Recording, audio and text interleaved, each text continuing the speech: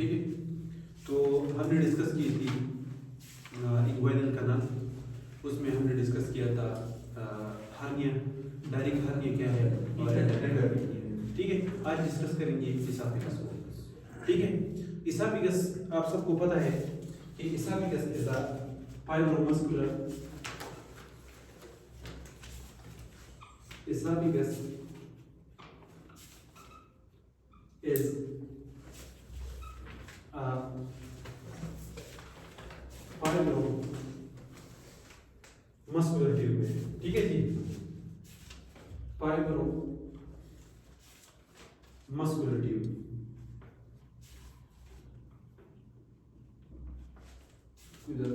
Tube, और ये tube जो है it is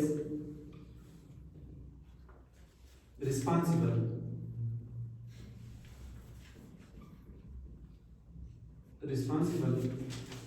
for what?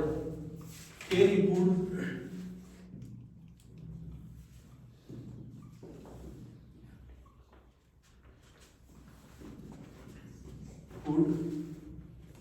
from oral cavity to what? Excellent, to stop, ठीक है जी। Very very important. अब जिस तरह हमने डिस्कस की थी ना, स्टार्ट किया था, ठीक है, कि इस एनाटॉमी क्लास में हम डिस्कस करेंगे ऑल जीआईटी ऑर्गन्स को, ठीक है। लेकिन स्टार्ट हमने इधर से लिया था कि हमने पहले स्किन को डिस्कस किया था, फिर इसके बाद पेशियस को, पेशियस के बाद मसल्स को, और फिर हमने ये बात की कि विसरल पेरिटोनियम एंड फिलिया, और फिर हमने जो है क्वाड्रिसेप्स की थी। उसमें हमने डिस्कस किया था कि ये जो इसोफेगस है, इसोफेगस एक्सटेंड कर रहा है पेरेंक्स से कहां तक? स्टमक, ठीक है, ये बात क्लियर है। लेकिन इसकी इंपॉर्टेंस बहुत ज्यादा है, और इसका इंपॉर्टेंस ये है कि ये रिस्पांसिबल है for carrying the food from oral cavity to stomach, ठीक है जी। अब For example, this is our stomach, esophagus, ठीक है। अब ये हमारे साथ क्या है? स्टमक। और आप सबको पता है कि स्टमक की जो है हमारे साथ कितनी कर्वेचर है? दो curvature. This is called greater curvature and this is called lesser curvature. अब ये जगह जो है जहां से esophagus स्टार्ट हो रहा है, ठीक है, इस जगह को हम कहते हैं पेरेंजियो esophageal सेगमेंट, ठीक है जी। क्लियर नहीं तब तक? या इस जगह को कहते हैं Saleen esophageal inlet, esophageal inlet, क्योंकि जो खुराक माउथ से जाता है पेरेंट्स में, और पेरेंट्स के बाद ये जाता है किधर? esophagus। तो इस esophageal inlet के जरिए कहां एंटर हो रहा है? esophagus में, ठीक है। या इसको कहते हैं पेरेंजियो esophageal segment. Is it clear? इधर तक नाउ ये esophagus जो है ये लेंथ में हमारे साथ इसकी लेंथ बहुत ज्यादा इंपॉर्टेंट है। इसकी लेंथ जो है ना, लेंथ वो आपके ख्याल में कितने सेंटीमीटर की है? 25। Excellent, 25 centimetre. बॉडी की 3 पार्ट्स ऐसी है जिसकी सेंटीमीटर कितनी है? 25। किसी को याद है? Yes, duodenum. रिमेंबर इसके सेंटीमीटर कितने हैं? 25। हम डिटेल के साथ ड्यूडिनम को डिस्कस करेंगे। 25 सेंटीमीटर, ठीक है। ड्यूडिनम की पोर्स पार्ट है। इसके अलावा नंबर 2, नंबर 3, तीसरा पार्ट कौन सा है? यूरेटर। यूरेटर जो है वो 25 centimetre. Ureter is what? 25 centimetre, ठीक है जी। अब ये esophagus जो है इसके हमारे साथ कितने पार्ट्स है? इसके हमारे साथ पार्ट्स है 3। Excellent, 3 parts. What? 3 parts. 3 parts है हमारे साथ। इसकी जो अपर पार्ट है ना, ये वाला पार्ट, इसको हम क्या कहेंगे? Excellent, cervical part. सर्वाइकल फाट। ठीक है जी। अब इसको सर्वाइकल फाट इसलिए कहते हैं कि ये जो है ना C6 से स्टार्ट हो रहा है। ठीक है, और इसके ऊपर पेरेंट्स इसके ऊपर क्या मौजूद है? पेरेंट्स। और पेरेंट्स का इधर एक कार्टिलेज है, उसका नाम क्या है? Remember this cartilage is cricoid cartilage. Cricoid cartilage. ठीक है जी, इधर क्रिकाइड कार्टिलेज है। क्लियर? फिर ये एक्सटेंड हो रहा है कहां तक? ये क्या है? इसको कहते हैं सलीम भाई, इसको क्या कहते हैं? इसको कहते हैं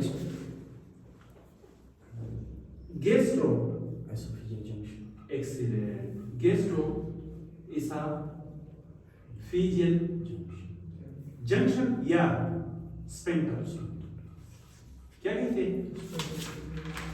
या इसके अलावा इसको दूसरा स्फिंक्टर भी कहते हैं। This sphincter is called excellent, this is called cardiac sphincter.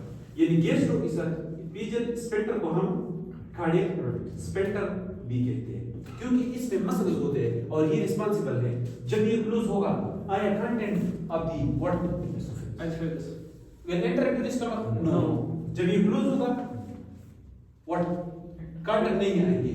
जब ये क्लोज होगा, इस बीच जो स्टमक की कंटेंट है वो वापस नहीं आएगी। ठीक है, सो इट व्हाट ये क्या करता है? ये कंट्रोल करता है इनलेट और आउटलेट। क्लियर है? अच्छा जी, now this is cervical part. ठीक है, क्योंकि इधर क्रिकाइड कार्टिलेज है और क्रिकाइड कार्टिलेज एक्सटेंड हुआ है किस C6 से। ठीक है जी। Now this part is called what? thoracic part. और जो thoracic पार्ट है ना, ये सबसे लार्जेस्ट पार्ट ऑफ द क्या है? esophagus। This is thoracic part.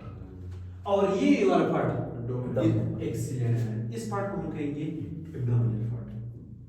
Abdominal part. इधर तक क्लियर है? अच्छा जी, नाउ आप मुझे बताइए कि एसोफेगस एक्सटेंड हो रहा था, इधर मैं लिख रहा हूं oesophagus extend C6 yes T4 oesophagus extend हो रहा है C6 से कहां तक? T11 तक। यानी जो गैस्ट्रोएसोफेजियल स्फिंक्टर है ये किस लेवल पे है? T11। लेकिन मैंने आपको बताया था कि एसोफेगस जो है ये पास हो रहा है from superior मीडियस्टिनम। It pass from superior mediastinum and enter into the inferior mediastinum। but inferior mediastinum का कौन सा पार्ट है? posterior mediastinum। मैंने आपको कहा था कि posterior mediastinum में वो क्या डिसेंडिंग एओर्टा, इसके बाद azygos when, thoracic duct, esophagus and sympathetic channel। ठीक है, तो esophagus extend from the level of C6 and T11। also it passes through what? superior mediastinum। superior mediastinum and enter into posterior mediastinum। इधर तक clear है? अच्छा, बातें तो बहुत इजी आपको नजर आ रही है। ठीक है जी। अच्छा, ये जो स्फिंक्टर मौजूद है ये कौन सी लेवल पे मौजूद है? T11 पे। अब मुझे बताइए कि ये जो एसोफेगस एंटर होता है T11, इधर एक स्ट्रक्चर मौजूद था, उसका नाम क्या था? एक्सीलेंट। क्या था? डायफ्राम। क्या मौजूद था? डायफ्राम। This is diaphragm. और डायफ्राम के कौन सी ओपनिंग से एसोफेगस पास हो रहा है? esophageal hiatus T10। Yes, and this जो सो मैं इधर लिख सकता हूं it enter into the posterior mediastinum and passes from and passes from what? esophageal hiatus diaphragm at the level of of T10 और अटैच होता है एंड अटैच टू या connect to what, connect to what, to stock. यानी guest को इसका बीच spectrum मौजूद था T11 पे और ये पास हो रहा था at the level of what, T10। Is it clear? Clear है? अच्छा जी। नाउ अब ये इसोफेगस के अपर पार्ट में दिस इज अपर पार्ट, इसके अपर पार्ट में हमारे साथ मसल मौजूद होते हैं। दिस अपर पार्ट में उस मसल को हम क्या कहेंगे? Skeletal muscle. अपर पार्ट में कौन सी मसल मौजूद होते हैं? Skeletal muscle. स्केलेटल मसल और मसल आप देखिए पेरिस्टालिसिस का एसोफेगस का काम क्या है? पेरिस्टालिसिस यानी construction and relaxation to pass the food from the pharynx into the stomach. So इसको पास करने के लिए क्या चाहिए? मसल चाहिए और ये मसल हेल्प कर रही है किस चीज में? पेरिस्टालिसिस में। ठीक है जी। एंड ये जो लोअर पार्ट है ना, ये लोअर पार्ट है। लोअर पार्ट आप दी लोअर पार्ट में कौन सी मसल मौजूद है? Smooth muscles. ठीक है। सो अपर पार्ट में what? Skeletal muscle, lower part में व्हाट? Smooth muscles. अब ये जो एसोफेगस है ना, ये एसोफेगस फॉर एग्जांपल इधर मैं दोबारा एसोफेगस ड्रा करता हूं, ये वाला एसोफेगस है। ठीक है जी, ये वाला एसोफेगस है। अब एसोफेगस जो है ना, एसोफेगस, इस एसोफेगस की इस हिस्से को अगर मैं बाहर निकाल दूं, क्या कर दूं? बाहर निकाल दूं। ठीक है। एसोफेगस का ये वाला पार्ट मैंने बाहर निकाल दिया। ठीक है। और मैं इसको माइक्रोस्कोप के जरिए बड़ा करता हूं, तो इसमें कितने लेयर होते हैं? 4 layer. What? 4 layers. Esophagus is consist of what? 4 layers. कौन से? 4 लेयर। अब सलीम भाई वो कौन से लेयर है और उसका नाम क्या है? कोई बता सकता है कि what are the layers of the what? Excellent. जो इनरमोस्ट लेयर होता है ना, इनरमोस्ट लेयर, ये इनरमोस्ट लेयर, ये इट इज इनरमोस्ट लेयर, इसको हम क्या कहते हैं? म्यूकोसा। ठीक है। अब ये वाला जो है इसको हम क्या कहेंगे? सब म्यूकोसा। इसको क्या कहेंगे? मस्कुलेरस। और मस्कुलेरस का मतलब व्हाट? मसल्स। और ये वाला एडवेंटिशिया। अब सही बात तो ये है कि it is very simple. Now इसकी म्यूकोसा को डिस्कस करते हैं, वेरी इंपॉर्टेंट। इसकी सब म्यूकोसा को डिस्कस करते हैं, इसकी मस्कुलेरस को और इसकी एडवेंटिशिया। लेयर अब डिस्कस करते हैं किस चीज को? लेयर ऑफ द एसोफेगस और stomach. Layers of oesophagus,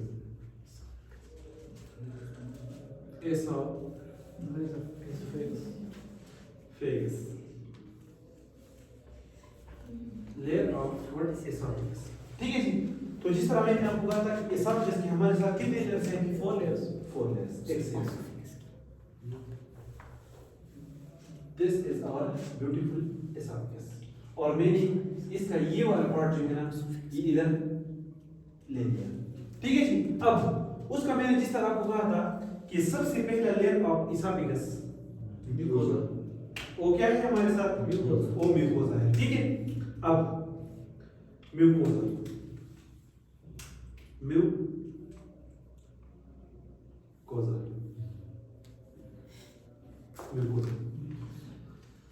so this mucosa is what? This is the innermost, no outermost, this is the innermost। यानी ये वाला क्या है? ये ल्यूमन है। क्या है? ल्यूमन। और ये ल्यूमन के साथ जो लेयर होता है इसको हम इनरमोस्ट कहेंगे। फिर इसके बाद आप inner to outer side, so outermost कौन सा है? एडवेंटिशिया। अब mucosa is the innermost, inner most layer. ठीक है जी। And this mucosa is consist of what? Surface epithelium, surface epithelium mucosa बना है किस चीज से? Surface epithelium. Surface epithelium. ठीक है जी। Then lamina propria and then ये लास्ट में किस चीज से बना है? This is consist of mucus gland. Mucus what? Gland. ये जो एनर्मोस्ट लेयर है this is called what? Mucosa. और ये म्यूकोसा बना है तीन चीजों से। Okay, surface epithelium, then lamina propria, Mucus and glands. Mucus gland. सबसे इंपॉर्टेंट चीज जो है वो इसका एपिथेलियम है। इसका एपिथेलियम जो है वो है stratified squamous. Remember this word, stratified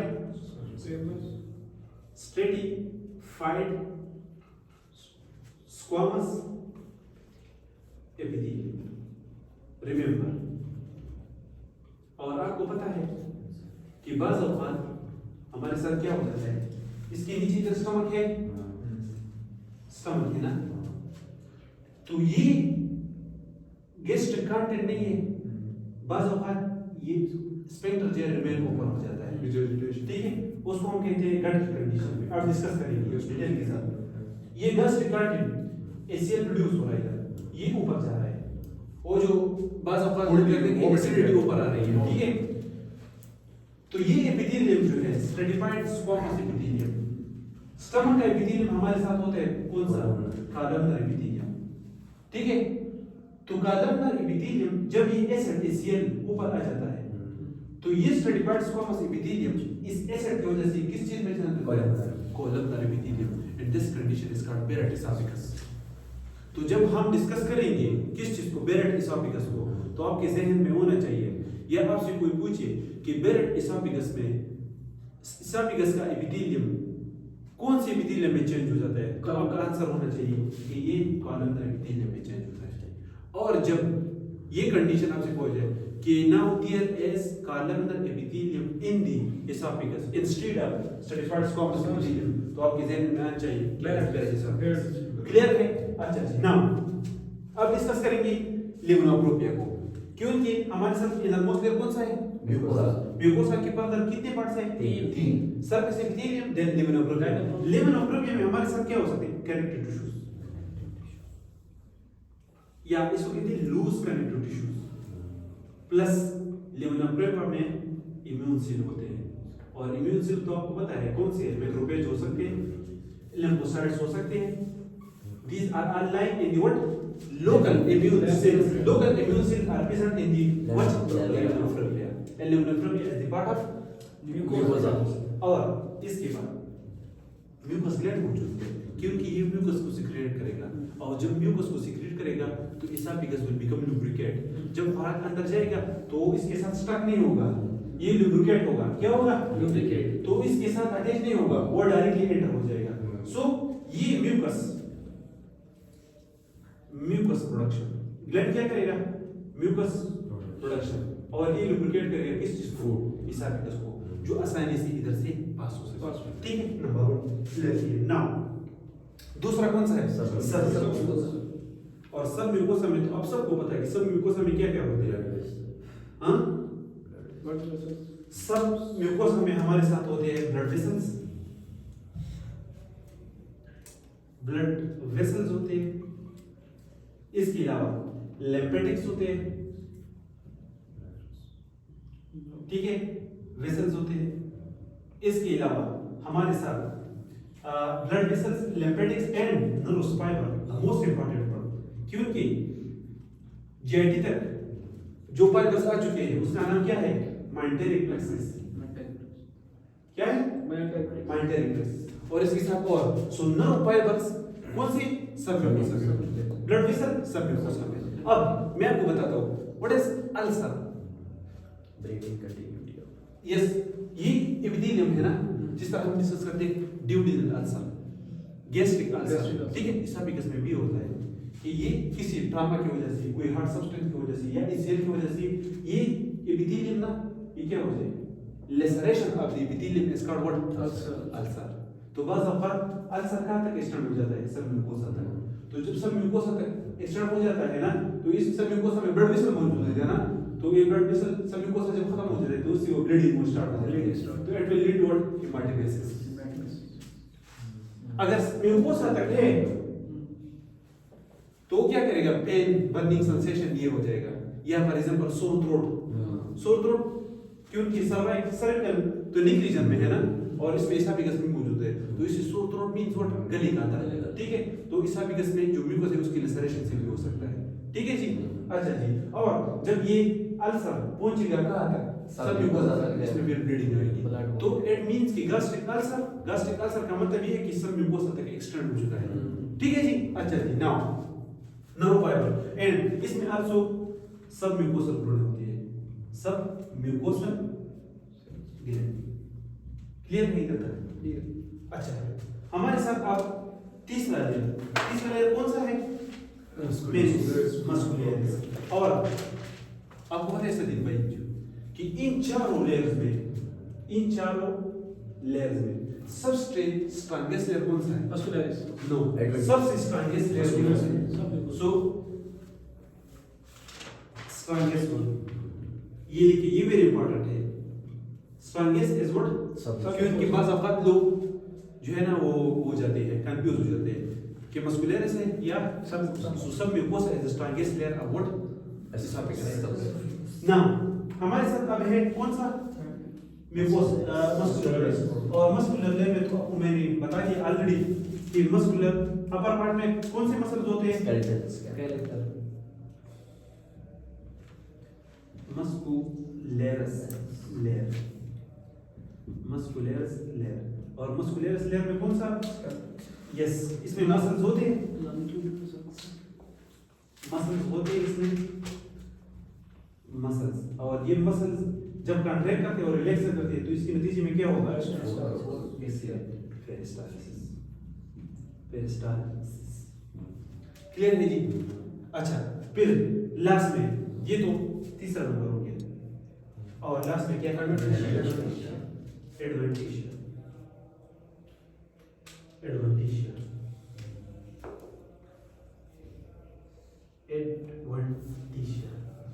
और सलीम भाई एडवेंटिशिया में और कोई नहीं होता, सिर्फ इसमें क्या होते हैं? कनेक्टिव टिश्यूज होते हैं। क्या होते हैं इसमें?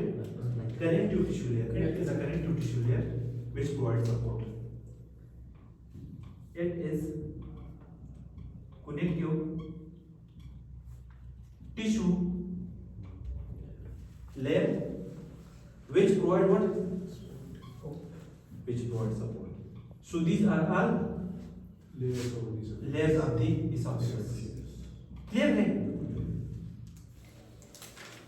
अब हम डिस्कस करेंगे किस चीज को? Arterial blood supply of arterial blood supply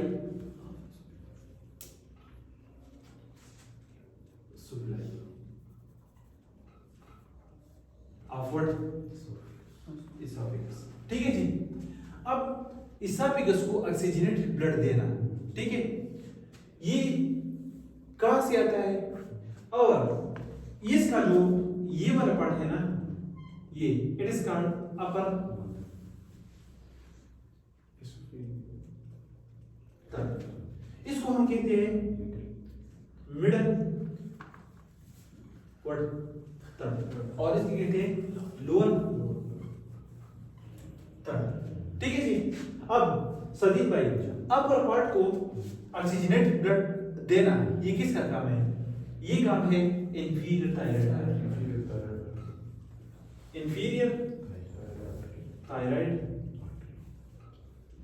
artery. यानी अपर थर्ड को आप एसोफेगस को ऑक्सीजनेटेड ब्लड देना किसका काम था? Inferior thyroid artery. और इंफीरियर थायराइड आर्टरी कहां से आता है? इंफीरियर थायराइड आर्टरी आता है कास्टो सर्वाइकल व्हाट आर्टरी। और आपको पता है मैंने बताया था कि कास्टो सर्वाइकल आर्टरी ये क्या है? सबक्लेवियन आर्टरी से आती है। जबरदस्त। और subclavian artery middle part. Yes, right subclavian, right brachiocephalic, right ठीक है जी। अब मिडल थर्ड को आर्टरी आती है direct branches upward, direct branches upward, abdominal aorta, excellent, अब एबीडी ये छोटे छोटे ब्रांचेस है जो डायरेक्ट आती है कहां से, एब्डोमिनल एओर्टा से, और वो मिडल थर्ड को क्या कह दे रही है, ब्लड दे रही है। अब लोअर थर्ड को आर्टरी देना, ब्लड देना, ये किसका काम है, लेफ्ट गैस्ट्रिक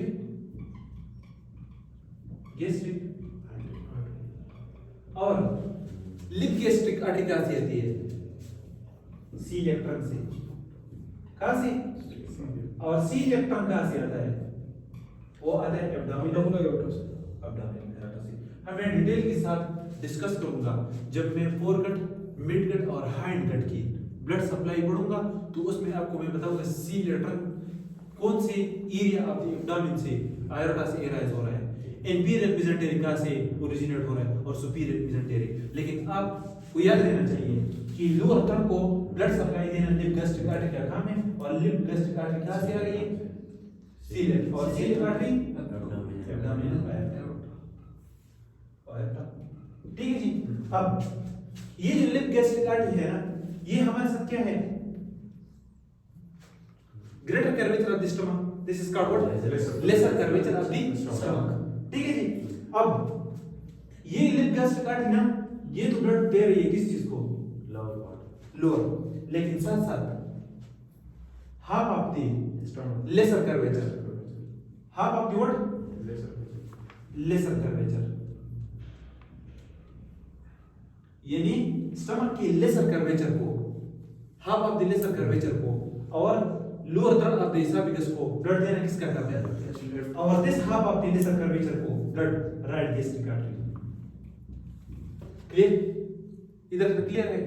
अच्छा, नाउ अभी हम डिस्कस करेंगे किस चीज को, वीनस ड्रेनेज को, वीनस ड्रेनेज कि ये जो ब्लड आ गया, अब Venus drainage of the what, oesophagus, Venus thyroid, जबरदस्त। तो ये हो गया इंफीरियर थायराइड वेन। क्लियर है। अब इंफीरियर थायराइड वेन कहां जा रहा है, नो, एजाइगस।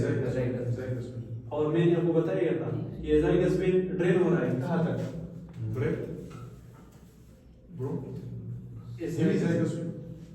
सुपीरियर वेना की ओर, यानी अब थर्ड से वीनस ब्लड लेना किसका काम था, इंफीरियर थायराइड, फिर वो ड्रेन हो रहा है किसमें, एजाइगस, और एजाइगस में ड्रेन हो रहा है, ठीक है। अच्छा, now this middle part veins directly drain into what, drain into one where superior vena cava, ठीक है जी। एंड ये वाला part left gastric vein, excellent. So इधर मैं लिख सकता हूं, इधर left venous drainage lower part से लेना किसका काम है, आसान, लेफ्ट गैस्ट्रिक, और लेफ्ट गैस्ट्रिक वेन कहां जा रहा है, कब, इंफीरियर वेना केवा में, नो, ये जा रहा है इंफीरियर वेना केवा में जा रहा है, लेकिन ये अब ब्लड ना इंफीरियर गैस्ट्रिक वेन अपना ब्लड दे रहा है किस चीज को, पोर्टल वेन को। और सलीम भाई पोर्टल वेन कहां जा रहा है, लीवर वेन, और पोर्टल वेन ब्लड किसको दे रहा है, हेपेटिक वेन को। और हेपेटिक वेन कितने होते हैं total, 3 right hepatic veins, left and middle hepatic veins. ठीक है, ये जो हेपेटिक वेन्स है ये कितने होते हैं, 3। ठीक है, और ये बहुत जरूरी है क्योंकि असिल बेग साहब ने हमें सिखाया था कि जब अल्ट्रासाउंड रेडियोलॉजी का आपका साइकिल हुआ होगा, उसमें आपने देखा होगा कि हेपेटिक वेन्स अल्ट्रासाउंड पे किस तरह नजर आ रही है, हेपेटिक वेन अल्ट्रासाउंड पे हमेशा ब्लैक नजर आते हैं, और पोर्टल वेन हमेशा क्या नजर आता है, व्हाइट नजर आता है। और फिर उसने ये भी बताया था कि ये जो पोर्टल वेन हेपेटिक वेन है ये हमारे साथ ब्लैक इसलिए क्योंकि इसमें पेट नहीं होते, और पोर्टल वेन इसलिए व्हाइट नजर आ रही है, इसमें क्या होते हैं, पेट्स होते हैं। ठीक है जी। और फिर हेपेटिक वेन डायरेक्ट ड्रेन हो रहा है किस चीज में, इंफीरियर वेना केवा में। क्लियर है ना। इसका क्लिनिकल सिग्निफिकेंस ये है ना कि ये वेन्स, ये कौन सा वेन है? इंफीरियर थायराइड और मिडल वेन, ये दोनों कहाँ ड्रेन हो रही है? Superior vena cava. क्लियर है? अब ये दोनों वेन्स ड्रेन हो रही है, लेकिन ये दोनों वेन अपने आप के साथ क्या है? एनास्टोमोस है। क्या है? एनास्टोमोस है। कौन सा? ये अपर थर्ड वेन्स और मिडल थर्ड, ये दूसरे के साथ क्या है? एनास्टोमोस है। ठीक है जी? So therefore this junction is called caval anastomosis. Anastomosis. और ये मिडल थर्ड और ये लोअर थर्ड, ये दोनों भी एक दूसरे के साथ क्या है? एनास्टोमोस है। ठीक है? लेकिन मिडल थर्ड वेन ड्रेन हो रहा है सुपीरियर और lower third inferior. So therefore this is called porto caval anastomosis. Porto caval anastomosis. Anastomosis. Clear है? अच्छा जी। नाउ अगर इस दोनों के दरमियान जंक्शन है, इस दोनों के दरमियान जंक्शन है और इस दोनों के दरमियान भी जंक्शन है, ठीक है जी? अब फॉर एग्जांपल मेरे साथ ये क्या है? ब्यूटी लिवर है। ठीक है जी? अब इधर क्या हो गया? फॉर एग्जांपल हेपेटाइटिस बी ले लो। हेपेटाइटिस क्या हो गया? बी हो गया। या हेपेटाइटिस सी, या एक बंदा अल्कोहलिक है, ठीक है, या बंदा फैटी लिवर है, ठीक है, तो ये बंदा सिरोसिस में जा सकता है कि नहीं? और सिरोसिस को तो हम क्या कहते हैं? Chronic liver disease.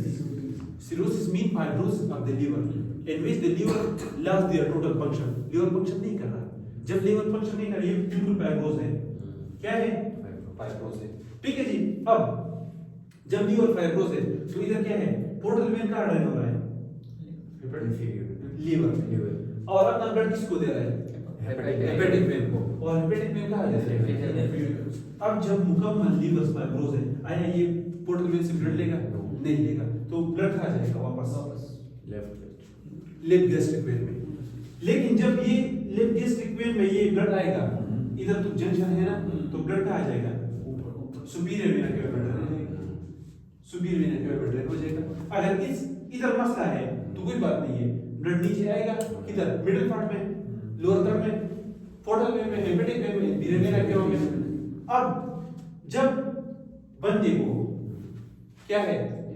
Liver cirrhosis है, तो ब्लड तो ऊपर जा रहा है, ठीक है? आखिरकार क्या होगा? ये वेन जब ब्लड एक्यूमुलेट हो रहा है, ये वेन डायलेट हो जाएगी। क्या हो जाएंगे? डायलेट हो जाएंगे। And this dilation of the when is called what? Oesophageal varices. Clear? अब जब वेन डायलेट्स हो रहे हैं तो इसका वाल थिन हो जाएगा। क्या? थिन हो जाएगा, क्योंकि ब्लड आगे नहीं जा रहा, उधर एक्यूमुलेट हो रहा है।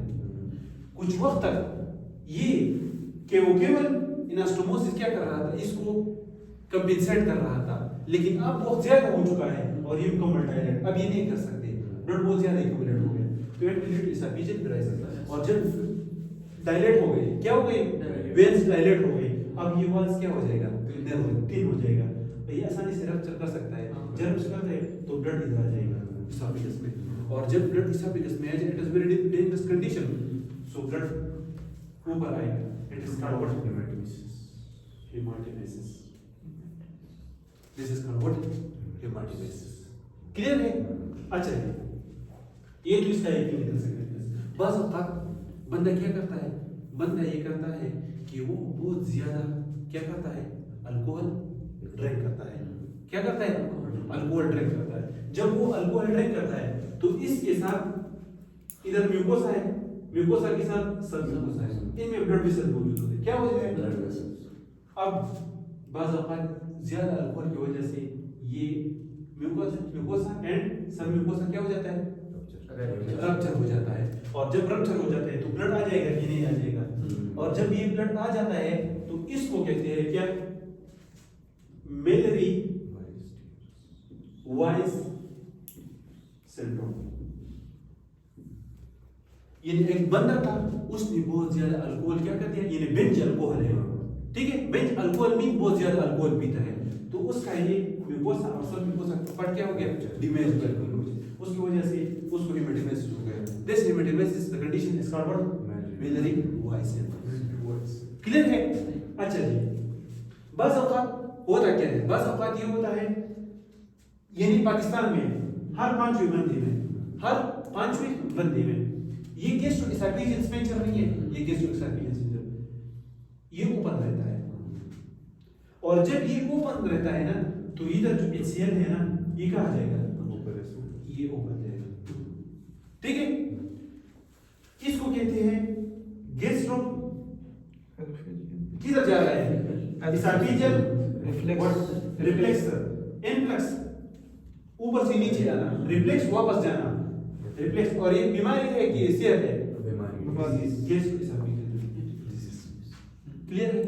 अच्छा, इधर ये वाला पार्ट जो है अपर पार्ट और ये लोअर पार्ट, अगर अपर पार्ट से कैंसर इराइज हुआ, अब oesophagus, this is called squamous carcinoma. So अगर एसोफेगस के अपर पार्ट में कैंसर होगा, it will be what, squamous carcinoma.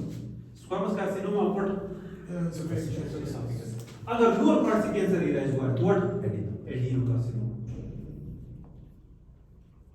Discuss करेंगे जो स्मोकर्स होते हैं, जो ज्यादा स्मोकी फूड खाते हैं, उसमें क्या होता है, स्क्वामस कार्सिनोमा, ठीक है, जिसमें प्रोलॉन्ग गर्ड हो जाता है, it will lead to adenocarcinoma, ठीक है। और एसोफेगस का जब कैंसर हो जाए so it is very very bad prognosis, और बंदा मर जाता है विद इन ईयर और 2 इयर्स, बिकॉज एसोफेगस ट्रेकिया के पीछे मौजूद होता है, और बाज़ औक़ात इसका कैंसर किधर जाता है, मेटास्टाइज करता है ट्रेकिया में, उसको ऑब्स्ट्रक्ट कर सकता है, तो आप एयर अंदर कर सकते नहीं कर सकते। अच्छा, इसके अलावा अगर आपको क्या हो गया, एसोफेजियल कैंसर हो गया, तो इधर खुराक आसानी से नीचे जाएगा नहीं, इट विल लीड टू डिस्पीजिया, डिस्पीजिया, और कैंसर में हमेशा क्या, प्रोग्रेस टू डिस्पीजिया। प्रोग्रेस टू डिस्पीजिया का मतलब ये है कि पहले जब हर चीज करता था तो उसको पेन होता था, अब कैंसर इतना वर्ष हो चुका है कि वो अब लिक्विड भी इंटेक नहीं कर सकता, लेकिन जब वो सॉलिड इंटेक नहीं कर सकता, लिक्विड इंटेक नहीं कर सकता, डिस्पीजिया है, तो वेट लॉस होगा कि नहीं होगा, वेट लॉस होगा, तो वो क्या होगा, इसका वेरी बैड प्रोग्नोसिस, ठीक है जी।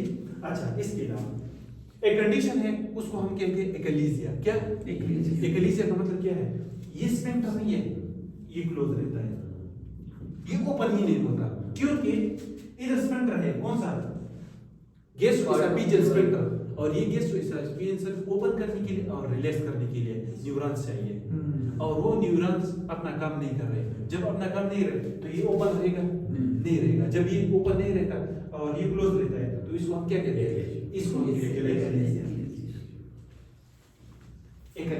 और एक्लेसिया बनने में जब हम क्या करते हैं, बेरियम स्वालो करते हैं, बेरियम स्वालो इसलिए करते हैं ताकि एक्सरे के जरिए हम पता लगाए कि मसला कहाँ है, तो वो किस तरह नजर आता है एक्सरे पे, बेरियम स्वालो पे, bird beak appearance, bird beak appearance की तरह। So bird beak appearance, bird beak appearance is seen in what, x-ray barium, achalasia, ठीक है। इसके अलावा सलीम भाई एक डिजीज है, इसका नाम है स्क्लेरोडर्मा। क्या, scleroderma.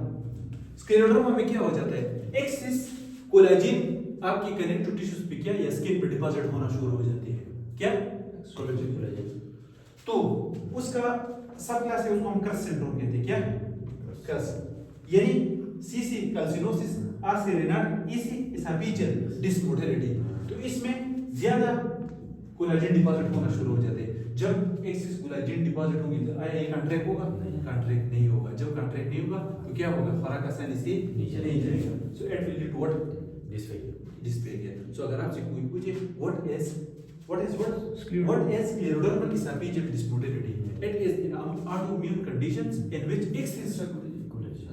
excess collagen deposit in the esophagus which lead to the dysphagia. So achalasia हो गया, गर्ड हो गया, बेरेड esophagus हो गया, esophageal dysmotility हो गई है, एक्लेसिया हो गया।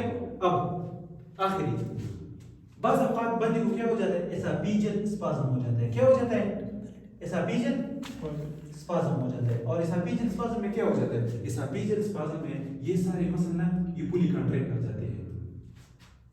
और जब एक्सरे करती है बेरम्स वाले तो उस पे कार्क स्क्रू की तरह इस तरह कार्क स्क्रू की तरह, तो it means it is what oesophageal spasm. अगर इधर इन्फ्लेमेशन हो जाए तो it is called what oesophagitis. इसको क्या कहेंगे? एसाफिजाइटिस। तो बेरेट एसाफिगस ये कि आपका स्ट्रेटिफाइड स्क्वामस एपिथेलियम और एसाफिगस चेंज हुआ है क्या? कॉलम एपिथेलियम में। गर्ड ये है कि ये क्लोज नहीं हो रहा है। एक कलीजा ये है कि ये क्लोज है, ओपन नहीं हो रहा। फिर मैंने इसे मेलिरिवाइज, फिर मैंने डिस्कस किया स्क्वामस कार्सिनोमा, एडिनो कार्सिनोमा, एसाफिजाइटिस, इसके अलावा एसाफिजियल विराइसिस, मेलिरिवाइज सिंड्रोम, इसके अलावा एसाफिजियल डिसमोटिलिटी। ठीक है, so these are concern with what? Oesophageal.